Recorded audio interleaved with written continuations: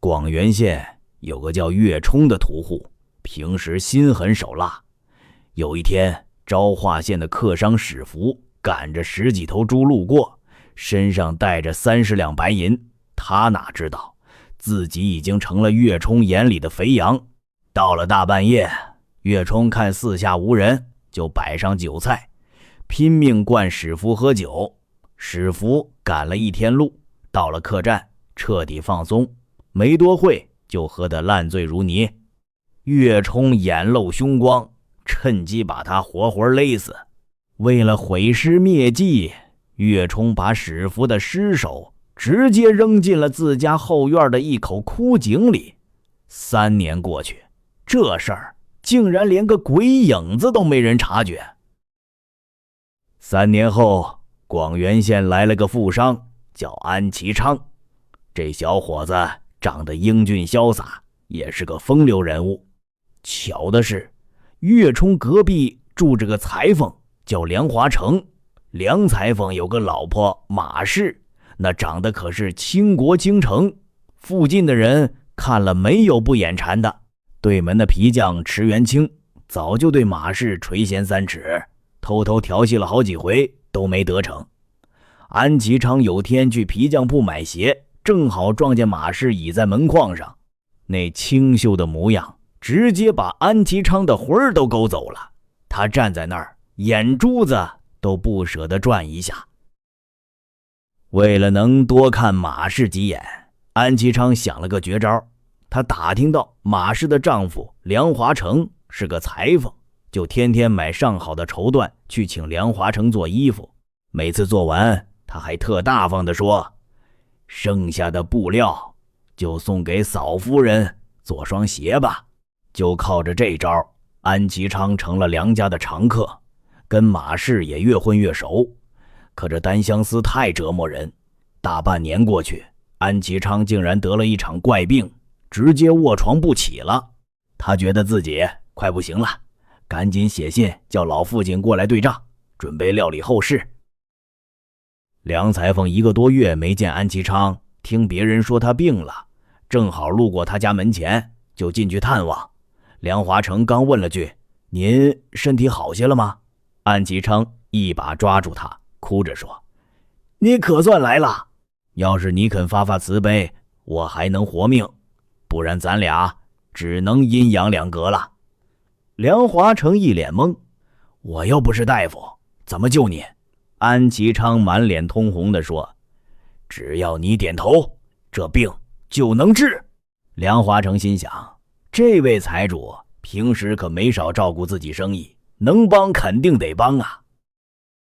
听到梁华成答应，安其昌立马掏出5两银子塞过去，说，这只是个定金，病好了我还有重谢，但我这病不是别的，就是太惦记你家娘子了，得了相思病，除非你能让你家娘子陪我住1晚，我这虚火一退，吃药才管用。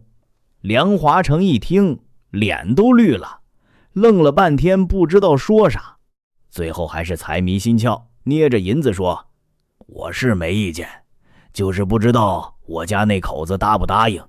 安其昌赶紧求他回去好好做做工作。梁华成回到家，故意装作愁眉苦脸的样子，妻子马氏赶紧问，怎么了？梁华成这才支支吾吾把安其昌的荒唐要求说了出来。他还补充道，我看他平时也是个大主顾，现在病成那样实在可怜，我一时嘴快就答应了，你看咋办？没想到马氏也是个奇葩，他琢磨了一下说，安官人平时对咱挺大方，这也是救人一命的善事，他既然明着花钱求咱，又不是背地里搞破鞋，既然你都答应了，那我就照办吧。梁华成兴冲冲地跑去告诉安其昌，说今晚就让他如愿。安其昌一听，乐得病都好了一大半，就等着天黑赴约了。可谁知道人算不如天算，偏偏天快黑的时候，他老爹安润顺着之前的信儿赶到了。老爷子大老远跑来，晚上非要跟儿子睡一张床。这下安吉昌傻眼了，根本没法脱身。另一边，梁华成拿着安吉昌给的银子，高高兴兴去青楼快活了，留下老婆马氏在家里打扮得漂漂亮亮，巴巴地等着安吉昌上门。等到了半夜2更天，安吉昌连个影子都没有。马氏等得有些心急，就靠在门框上往外张望。这一幕刚好被对门那个一直对他图谋不轨的皮匠池元清看到了。池皮匠手里还拿着把干活的割皮刀，色眯眯地凑上去调戏。这大半夜的，小娘子在等哪个相好的呢？马氏白了他一眼，我等自家官人，要你管。说完扭头就要回屋，池皮匠哪肯放过啊，一步跨进去拦住他说，我刚才看见你男人去妓院了，今晚肯定不回来，不如你跟我凑合一宿吧。马氏一听，气得破口大骂，你个不要脸的奴才，明天我就告诉我丈夫，让你吃不了兜着走。池皮匠顿时恼羞成怒，恶狠狠地举起手里的割皮刀，威胁说，你从不从？不从，我现在就宰了你。马氏冷笑一声，硬气地回呛，我就不信你敢杀人。池皮匠这会儿已经是色胆包天，被他一击，恶向胆边生，一刀就结果了马氏的性命。他越想越气，干脆把马氏的头颅给割了下来，趁着黑夜悄悄挂到了邻居岳冲院子里的肉钩上。第二天天刚亮，屠户岳冲起来准备杀猪，迷迷糊糊一抬头，猛然看到自家肉钩上挂着一颗血淋淋的人头，他吓得差点没瘫在地上，怕惹麻烦，赶紧把头摘下来，偷偷扔进了后院那口藏着死猪客的枯井里。再说梁华成从青楼逍遥了一夜回来，推门一看，老婆竟然成了没头的尸体，他吓得魂飞魄散，提着裤子就往安吉昌的客栈跑。一进门就指着安吉昌大骂，你这个畜生，为什么要杀我老婆？把他的头藏哪去了？安吉昌完全懵了，惊恐地说，谁杀你老婆了？昨晚我爹来了，我根本就没去你家啊。安老爹也在一旁护犊子，昨夜我儿子明明跟我睡在一起，你凭什么自己杀了老婆，跑来诬赖我儿子？梁华成气急败坏地吼道，肯定是你这老家伙气我老婆骗了你儿子的钱，大半夜跑去报复杀人，双方谁也说服不了谁，最后干脆闹到了官府。梁华成一口咬定是安家父子杀人泄愤，安老爹则坚称是梁华成和当地流氓争风吃醋引发的血案。说来也怪，经过这一下，安其昌的相思病竟然彻底好了。保宁府的柳知府把涉案人员都叫来审问。梁华成信誓旦旦地说，我老婆平时本分得很，绝对没有别的野男人，就是安其昌花5两银子买通我，晚上没成事就下黑手，不是他还能是谁？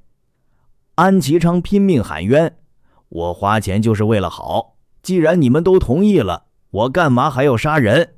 肯定是别的仇家干的。柳知府一听，觉得也对啊，这女人既然没偷情，别人干嘛杀她？柳知府查不出所以然，只能把安其昌关在牢里当悬案。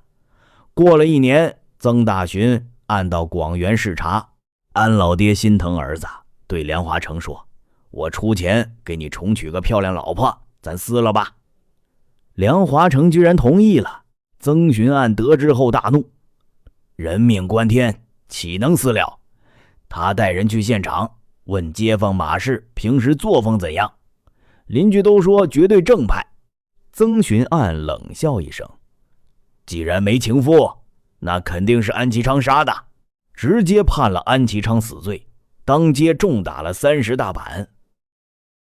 曾巡按回到衙门，悄悄叫来手下吩咐，你现在去大街上偷听，看谁在那儿说安其昌是冤枉的，直接给我抓回来。”手下得令，立马换上便衣去街头蹲守。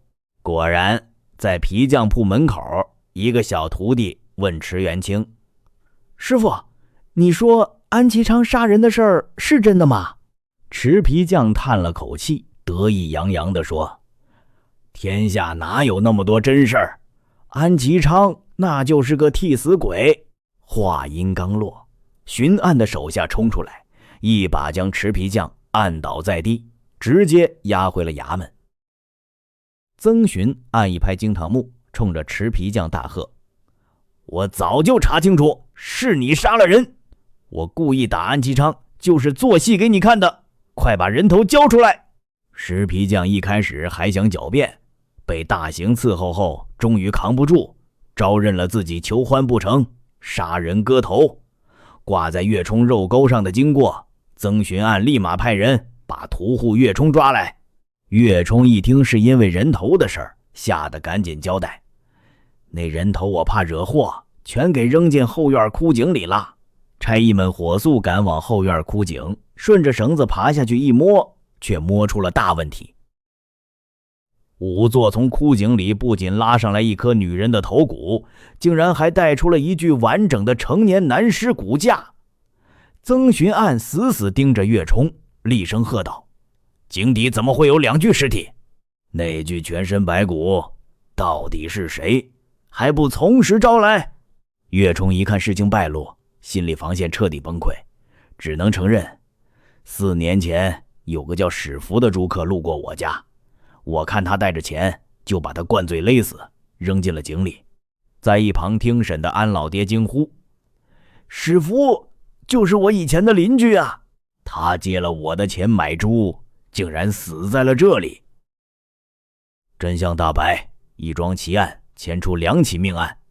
曾巡案当堂宣判，屠户岳冲谋财害命，皮匠池元清见色起意，杀人抛尸，2人双双被判处死刑，秋后问斩。至于那个花钱买春的安其昌，念在他是得了相思病，没有杀人嫌疑，从轻发落。而那个见钱眼开，把老婆往火坑里推的裁缝梁华成，被狠狠打了一顿板子，以儆效尤。曾大巡按将计就计，不仅抓住了真凶，还顺带洗雪了3年前的旧案，老百姓无不拍手称快。闲来无事，听一段说。本期明代奇案录就到这里，咱们下期再见。